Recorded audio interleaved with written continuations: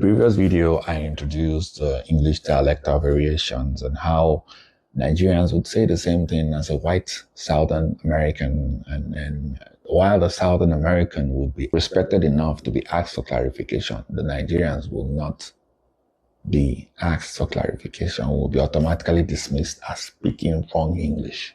There's no such thing as a right pronunciation because we've clearly seen from the previous video, secretary, restaurant. Which one is it? The different other words, data, mobile, schedule. Which one is the right pronunciation? Which one is standard English? None, because they are all dialectal variations according to sociolinguistics or sociolinguists. So I have data, I had experience, I had a story. Now I have the opportunity to solve the problem with the available tools in this university, in the department headed by Professor Kim in the Kumo National Institute of Technology, where I am right now, in Kumasi, Gyeongsang-do. Yes, there I'm learning Korean, I'm learning Hangul. Miguk Sarami Yeyo. That is going to open a lot of doors. Why would I wake up at the age of 43 and decide to go for a PhD in Korea? Apart from the fact that I'm a third culture individual, which means I was raised in cultures different from the cultures of my parents. So moving around a lot in different cultures made me multiculturally competent. So yes, I'm easily adaptable to new cultures, which is why I'm here, obviously. Well, why Korea? I said in one of my first videos, because Korea chose me. I've always been someone who, for example, in heterosexual relationships, when I like a person and I indicate interest, it has to be reciprocal if I must continue talking to the person. If the person reciprocates, then I'm interested. Now, the initial one is you like this person, but you got to hold them. If they don't want you, they don't choose you, don't stay. So Korea was presented as an option. I reached out to Koreans, and then Koreans wanted me. So Korea wanted me. Korea chose me, which is why I've chosen to do integrated master's and PhD in Korea. Now I wrote to American universities.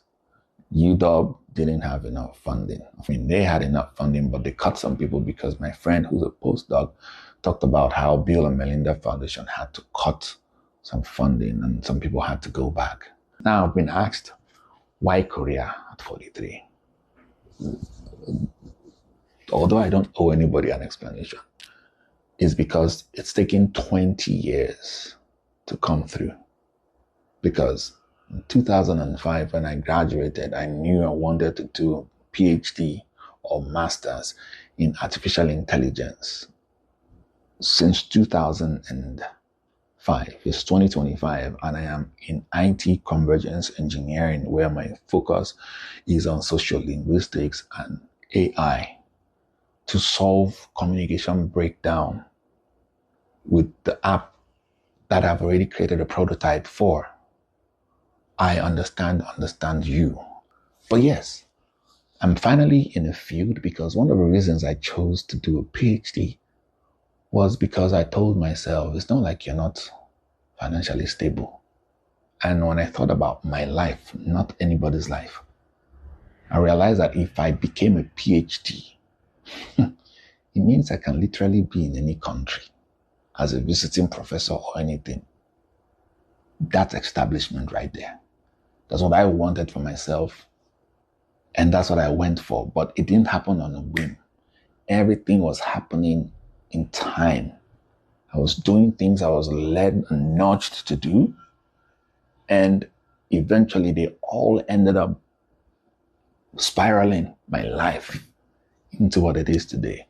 Kamsamida, I'm happy that I'm here in Korea. I'm happy for what the month and the next 4 years have for me.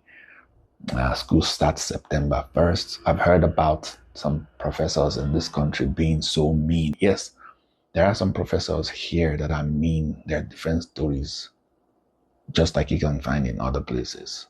But my professor happens to be a guy who's not a micromanager, because I despise micromanagers. I've had micromanagers as managers in the US, apart from some who didn't, do that.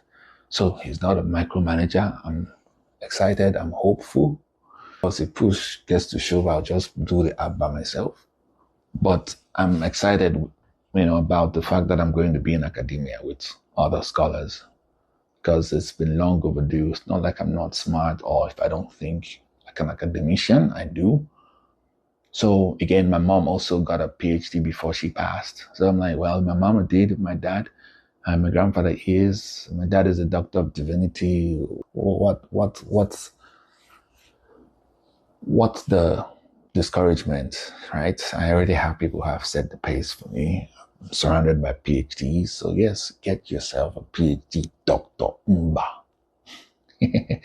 My lecturer, Toby Godson, when he sent his recommendation, he actually wrote Professor Nyedika Mba.